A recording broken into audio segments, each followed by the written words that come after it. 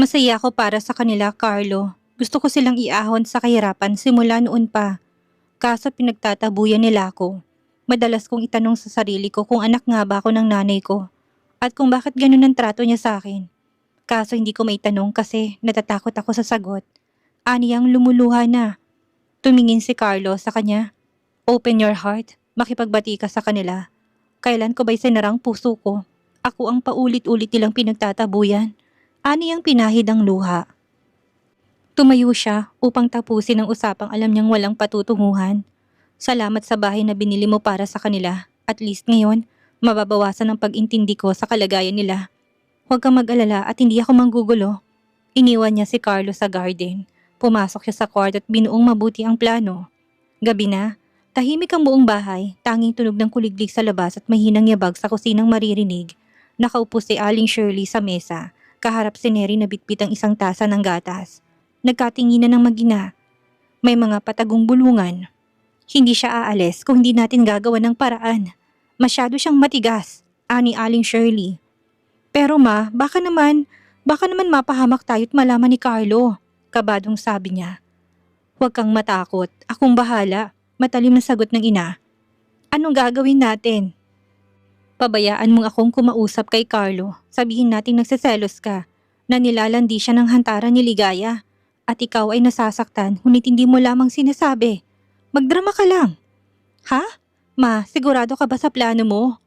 Neri, kapag hindi mo ginamit ang utak mo ngayon, ikaw rin ang mawawalan. Si Ligaya ang tipo ng babae na kayang kunin ang atensyon ng kahit na sinong lalaki. Baka si Carlot ang bilyones ay mawala pa sa atin. Hindi siya sigurado kung hanggang saan niya kayang sumunod, pero alam niyang sanay ang ina sa ganitong laro. At sa larong ito, walang puwang para sa alinlangan. Ma, anong gusto mong gawin ko? Sisimulan kong drama mamaya. Tapos, kausapin mo si Carlo bukas. Umiyak ka, sabihin mong ramdam mong gusto siyang agawin ni Ligaya. Sabihin mo na nagsiselos ka. Tumango siya. Bagaman may bahid ng alinlangan sa kanyang mga mata. Pero sa likod ng kanyang pag-alinlangan, may bahid ng pananabik. Kinabukasan ay nakipagkita si Ligaya kay Jacob sa isang cafe na malapit. Baka sa mukha niyang puyat at pagod, hindi lang sa katawan kundi sa damdamin. Dumating si Jacob sakay ng itim na motorsiklo. Naka-jacket at may kalmadong tingin. Bumaba siya, tinanggal ang helmet at agad na lumapit sa kanya. Umorder to ng pagkain para sa kanilang dalawa. Ligaya, okay ka lang ba? Anong sasabihin mo? Tahimik siyang umiling, hindi kaagad nagsalita. Ilang segundo pa bago siya tumingin sa mga mata ni Jacob, tila humihingi ng lakas. Kailangan ko ng tulong mo sa isang bagay na hindi ko kayang gawing mag-isa. Nagbagong ekspresyon ni Jacob mula sa pag-alala, naging mas seryoso. Sabihin mo lang, ano man yan gagawin ko. Jacob, gusto kong malaman kung ampun ba ako. Hindi agad nakasagot si Jacob. Ligaya, saan nanggaling ang ideyang yan?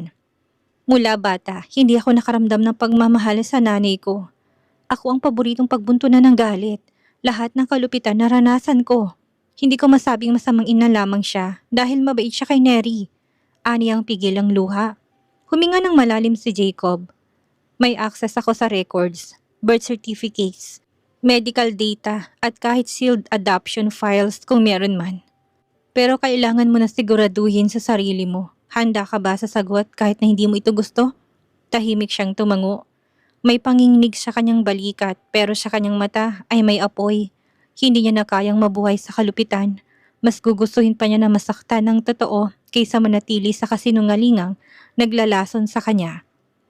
Mas masakit ang hindi ko malalaman ng totoo, Jacob. Gusto kong malaman kung sino talaga ako. Bigyan mo lang ako ng konting oras. Hindi ko lang hahanapin ang papel. Hahanapin kong buong kwento. Salamat, Jacob. Ikaw na lang natitirang taong tumutulong sa akin. Hindi ko makakalimutan ang kabutihan mo. Tumingin si Jacob sa kanya at sa loob ng panandali ang katahimikan. Alam nilang pareho, nakakampi nila ang isa't isa. Nang gabi ding yun ay dumalaw si Jacob sa bahay ni Ligaya upang kausapin siya. May dala pa itong cake at pagkain. Buti na lamang at hindi pa dumarating sila Carlo. Kasama nitong ina at kapatid na namasyal. Jacob, bakit nagpunta ka pa? Gabi na. Sana tumawag ka na lang. Mukhang nag-iisa ka ngayon. Mainam na din na makapag-usap tayo. May importante akong sasabihin sa'yo. Tahimik siya. May inabot si Jacob na birth certificate. Tignan mo to, kita mong puting bahagi, parang may binura. Tapos tong pangalan ng ina't ama, parang hindi original ang sulat. Parang pinalitan lang, pati araw ng panganganakan. May residue pa ng correction fluid, halos hindi na makita pero parang may ibang pangalan at petsa sa ilalim. Ibig sabihin may tinakpan talaga sila. Pinilit nilang gawing anak ako ni Aling Shirley, ganun ba? Malalaman natin sa pamamagitan ng DNA test. Kailangan mong makakuha ng sample mula sa iyong ina. Ha? Paano ko makakakuha? Maaari tayong kumuha ng sample mula sa personal niyang gamit. Buhok, suklay, sipilyo kahit na baso na ginamit niya. Basta siguraduhin mo na hindi to kontaminado. Tahimik siyang sumunod at nagpunta sa kwarto ni Aling Shirley ngunit nakalak. Sumunod sa kanya si Jacob. Nakasara ang pinto, wala akong susi. Teka lang, ako nang bahala, may dala akong tools. Umalis si Jacob at may kinuha sa kotse, bumukas ang pinto. Pumasok sila. Sa loob makikitang isang maayos na kwarto. Si ibabaw ng dresser naroon ng suklay ni Aling Shirley at ilang mga gamit sa muka. Ito na, hawakan mo itong lalagyan. Biglang narinig nilang pagbukas ng gate. Sumunod ang malalakas sa tawanan at mga yabag sa labas ng bahay. Nalaki ang mga mata niya. Si Nanay Shirley, si Neri at si Carlo, dumating na sila. Mabilis na nilapag ni Jacob ang suklay pabalik sa dati nitong pwesto. Sinara ni Ligaya ang drawer na binuksan nila. Tumakbo sila palabas ng kwarto pero hindi pa sila nakakalayo nang bumukas ang front door. Mabilis nilang sinara ang pinto at tumakbo sa sala. Pagpasok ni na Aling Shirley, Neri at Carlo ay huli sila sa aktong tumatakbo tinihingal. Ligaya, bakit ka tumatanggap ng bisita sa ganitong oras? Anong ginagawa ninyo? Malisyosong tanong ni Nanay Shirley. Dumaan lang si Jacob. Nakipagkwentuhan lang siya. Walang masama sa pagdalaw ng isang kaibigan. Kaibigan? Nag-uusap lang? Pero parang galing kayo sa guest room. Sarkastikong sabi ni Neri na nakataas ang kilay. Ligaya, huwag mo kong bigyan ng kahihiyan. Baka mabuntis ka ng kung sino lang. Ani Aling Shirley na mukhang dinidiin siya. Nay, magkaibigan lang po kami ni Jacob. Kakatingin si Carlo kay Jacob. Sa susunod sana kung may gagawin kayo. Pag sa pamamahay na ito, malamig ang boses ni Carlo. Tama, nakakahiya ka Ligaya. Si Aling Shirley ulit. Pasensya na kung nakaabala ako. Walang ginagawang masama si Ligaya, sabi ni Jacob. Paalis na rin siya. Pasensya na, nakalimutan kong nakikitira nga lang pala ako dito. Ani ang hinila ng binata palabas. Biglang nakarinig ng mahinang pagkatok sa pinto si Ligaya. May kaba sa dibdib ng dahan-dahang binuksan ng pinto. Naroon si Carlo, mabalasik ang anyo. Carlo, anong ginagawa mo dito? Tumingin sa paligid ang binata bago pumasok sa loob. Delikado kung makita ka ni Neri dito, baka magalit siya. Kanina nakita namin kasama mo si Jacob. Kayong dalawa lang sa bahay, sa mismong oras na wala kami. Sa halip ay sabi nito sa baylak ng pinto. Tumulong lang siya sa isang bagay, wala kaming ginagawang masama. Kung ano man ang lecheng tulong na yan, hindi dapat sa loob ng kwarto at hindi sa oras na ganitong ginagawa yan. Anong pakialam mo Carlo? Si Neri ang kasintahan mo at hindi ako. Pag mo kong pakialaman. Anong meron sa inyo ni Jacob? Bakit sumasama ka sa kanya? Siya na bang ipapalit mo kay Don Maximo? Mukhang wala siyang pera. Hindi siya. Wala kahit na sino. Ikaw lang ang mahal ko. Ani ang hindi na naman napigil ang emosyon. Sinungaling ka. Gusto mong mapaikot ulit ako sa palad mo dahil wala ka ng ibang makakapitan. Biglang naglaho ang pangarap mong yumaman. Iniiba mong usapan. May nangyari ba sa inyo ni Jacob? Nanlaki ang butas ng ilong niya. Gusto sana niyang sabihin na i-check ang CCTV ngunit bigla siyang naalarma.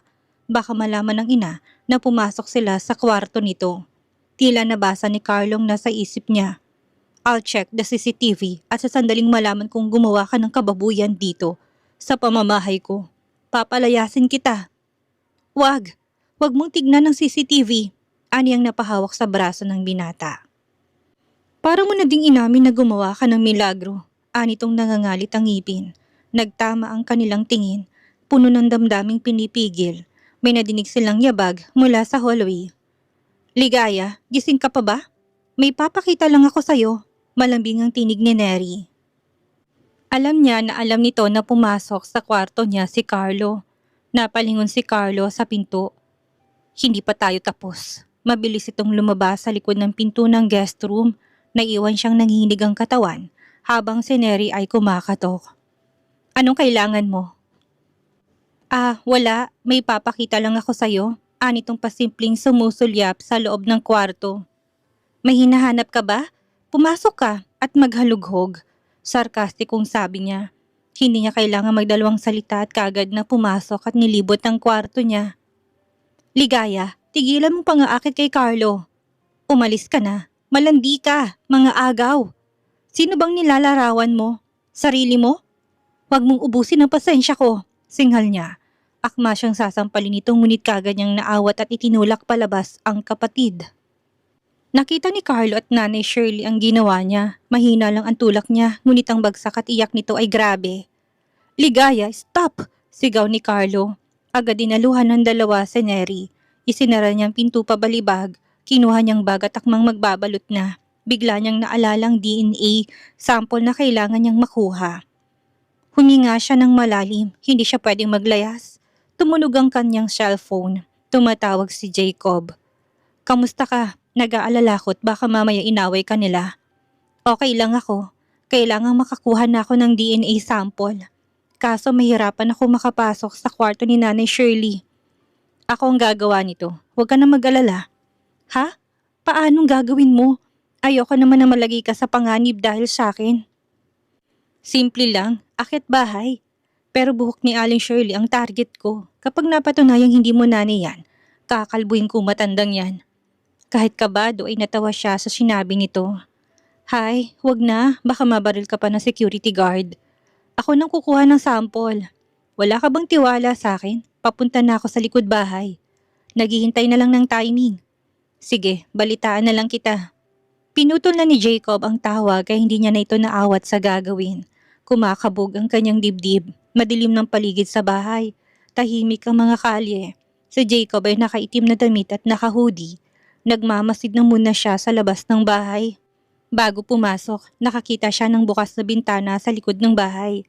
At kahit nasarado pa ay kaya niya itong buksan. Dahan-dahan siyang umakyat gamit ang maliit na hagdanan na nasa gilid. Muling sinilip ang may tao sa loob. Pagkatapos ay pumasok. Kasabay ng pagkawala ng kuryente sa lugar sa tulong ng isa sa tauhan niya. Tahimik na naglakad si Jacob sa hallway. Patungo sa kwarto ni Aling Shirley. Binuksan niya ng dahan-dahan ang pinto at pumasok. Tumingin siya sa paligid ng tanging tanglaw ay liwanag ng buwan. Ngunit dahil nakita niya na kanina, ang kwarto'y kabisado niya na to. Nakita niya na nakahiga sa kamang matanda. May ingat siyang pumesto sa gilid ng kama na hindi nito makikita. Hinawakan niya isang hibla ng buhok. Gumalaw ang matanda. Hindi siya humihinga. Nabitawan niyang buhok nito. Humiga sa sahig si Jacob upang magkubli nang bumangon si Aling Shirley. Bumalik siya sa pagkakahiga. Naghintay siya ng ilang minuto upang siguraduhing tulog na nga ito. Muli siyang kumuha ng isang hibla. Gabuti lang pawis niya sa noo. Maingat niyang hinilang buhok. Sumaksas siya. Mabilis siyang nagkubli kung sakaling magigising ang matanda. Maingat niyang inilagay sa malinis na ziplock bag ang sample. Biglang may kumatok sa pinto ng malakas. Nagulat si Jacob at mabilis nagtago sa likod ng kortina. Pumasok si Neri sa kwarto, dala ang flashlight. Ma, walang kuryente. Tulog ka na ba? Naglakad ito papunta sa kung saan siya nagtatago. Halos hindi siya humihinga. Pero hindi siya nakita ng babae. Matapos ang ilang saglit, umalis si Neri at sinara ang pinto. Nang madinig ang palayong mga yabag, lumabas siya ng dahan-dahan, muling tinignan ng buhok na nakuha. Tinignan ng paligid, tapos mabilis na lumabas sa bintana at bumaba sa hagdan. Napailing siya sa ginawang panloloob sa bahay. Pwede niyang iutos na lamang ito pero gusto niyang personal na tulungan si Ligaya sa hindi niya malamang dahilan. Sigurado siyang wala siyang gusto sa dalaga. Parang kapatid lang talaga ang turing niya dito. Nagkita sila ni Ligaya at Jacob sa malapit na cafe. Nasa sulok ng mesa si Ligaya, nakasuot ng simpleng blouse. Tahimik na nakatitig sa labas ng bintana. Kita sa mukhang kaba at pag-aalala. Dumating si Jacob. Bitbit ang isang brown envelope. Umupo ito sa harap niya. May resulta na ba? Ani ang may halong kaba? Meron na. Seryosong sabi ni Jacob. Pinatong nitong envelope sa mesa pero hindi kaagad ibinigay. Tinitigan na muna siya, parang gustong tiyakin kung handa na ba talaga siya. Ligaya, bago ko ibigay ito, gusto kong malaman mong ano man ang laman nito, hindi nito binabago kung sino ka. Ibigay mo na, Jacob. Kailangan ko malaman ang katotohanan. Medyo nangihinig ang kanyang tinig. Bago pa maibigay ni Jacob ang envelope, biglang bumukas ang pinto ng cafe. Dumating sina Neri at Carlo. Napansin sila kagad ng dalawa. Uy, nandito rin pala kayo. Ang sweet niyong tignan ha. May coffee date? Nakangiting bati ni Neri. Alistong inalis ni Jacob ang brown envelope sa table at ipinasok sa bag. Hindi. Nakita lang kami saglit. Mukhang dumadalas ang pagkikita ninyo, ani Carlo. Wala namang masama sa pagkikita ng magkaibigan, sagot ni Jacob. Tamang-tama. Sige nga, makipo kami. Kanina pa kami naglalakad ni Neri. Baka pagod na siya. Anong pinag-uusapan niyo? Hindi naman siguro kami nakakaabala, ani Carlo. Umikot ang mga mata niya. Jacob, punta lang ako ng CR. Nakatayo sa harap ng salamin. Binasa ng tubig ang muka. Halata ang bigat ng emosyon. Kailangan malaman niya ng katotohanan. Biglang bumukas ang pinto. Si Neri, tahimik na pumasok pero malamig ang tingin sa kanya. Ligaya, akala ko ba hindi ko napapansin na inaakit mo si Carlo? Tumigil ka sa pagka-display sa kanya. Umalis ka na sa bahay. Inaagaw mo ang atensyon niya. Hindi ko kailanman inakit si Carlo. At isa pa, wala akong magagawa kung naakit siya sa akin. Marami nagsasabing mas maganda ako kaysa sayo. Hindi ko kasalanan kung pakuha kong atensyon niya. Tama ka. Hindi mo kasalanan, pero kasalanan mo na nandito ka pa. Makapal ang mukha mong nakikitira ka pa. Pinagsisiksika mo sarili mo sa amin. Gigil na sabi nito. Tahimik siya. Ang bawat salita ni Neri ay parang kutsilyong bumaon sa kanyang dibdib. Ngunit hindi siya umiiyak. Sa halip tumitig siya ng diretso at buong tapang sa kapatid. Alam mo bang tama ka? Baka hindi talaga ako dapat bahagi ng pamilya natin. Huwag kang mag-alala at hindi ako magtatagal. Mabuti naman, lumayo ka sa amin at huwag ka na magpapakita pa. I'm warning you, sa akin si Carlo. Hindi ka ba nahihiya sa sarili mo? Hindi kayo bagay ni Carlo. Hindi niya alam na demonyita ka, impostor. At sinong bagay? Kayo? In your dreams. Sa sandaling makialam ka, baka hindi mo magustuhan ang gagawin namin ni Mama sa'yo. At anong gagawin niyo sa akin? Kilala mo si Mama. Marami siyang kilalang masasamang tao. Baka bigla ka nalang maglaho na parang bula. Kaya wag mong sirain ang plano namin. Banta ni Neri. Tumalikod siya at palabas na sana ng restroom ngunit biglang tila parang sinamaan siya ng sikmura. Napabalik siya sa lababo at hindi napigil ang pagsusuka. Wait, wag mong sabihing buntis ka at magiging ama na si Jacob. Okay doon, maksimong bata. Anitong tutup ang bibig. Nagsuka lang, buntis na kaagad. Hindi ba pwedeng may nakain lang ako na hindi maganda? O kaya nasusuka ako sa kapal ng mukha mo? Naunang bumalik sa mesa si Neri, bigla siyang napahawak sa tiyan. Pinilig niya ang ulo. Hindi siya buntis. Hindi maaari. Sinalaki ng kilabot ang kanyang katawan. Natitiyak niyang hindi matatanggap ni Carlo kung magkakaanak sila. Tulalang bumalik siya sa upuan. Jacob, tara at may gusto ko lang bilhin. Yaya niya. Sabi ng kapatid mo, nagsusuka ka raw sa banyo. Namumutla ka. Upo ka muna. Ani Jacob. Tinignan niya ang kapatid na ichismis na pala siya. Well, samahan mo siyang magpa-check up at baka hindi mo alam na magiging tatay ka na pala. Ani Neri. Tinignan siya ni Jacob na nag-aalala habang si Carlo ay matalimang sulyap na ipinukulos sa kanya. Ligaya, pwede ba kitang makausap? Saglit lang. Ani Carlo. Jacob, hintayin mo ko. Huwag kang aalis. Ani ang ayaw iwan si Jacob dahil na gustong-gusto niya na malaman ang resulta ng DNA testing. Wala siyang nagawa nang hilahin siya ni Carlo palabas at sa pilitang sinakay sa kotse. Ha? Bakit ba? Ano na lang iisipin ni Jacob? Concern na concern ka sa feelings niya? Kung wala ka importanteng sasabihin, babalik na ako sa loob. Ani ang tensyonado. May relasyon ba kayo ni Jacob? Nakita niya si Jacob na lumabas. Baka umalis nito. Buntis ka ba? Tanong ng binata na halos hindi niya naintindihan. At ang tanging nais niya ay mahabol si Jacob na pasakay na ng kotse nito.